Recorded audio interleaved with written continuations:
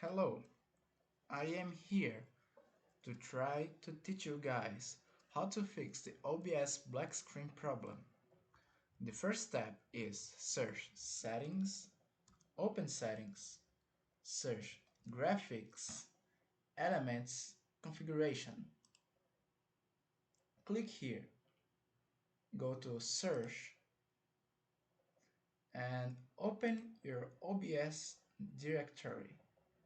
And mine in Program Files, OBS Studio, bin 64 bits.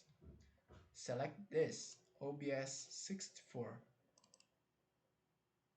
So you click here and go to Settings or Options.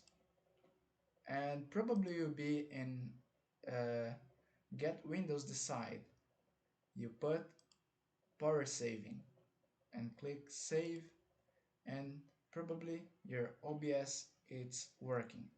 If your OBS is open when you do this, close your OBS and do it again. Thank you for watching.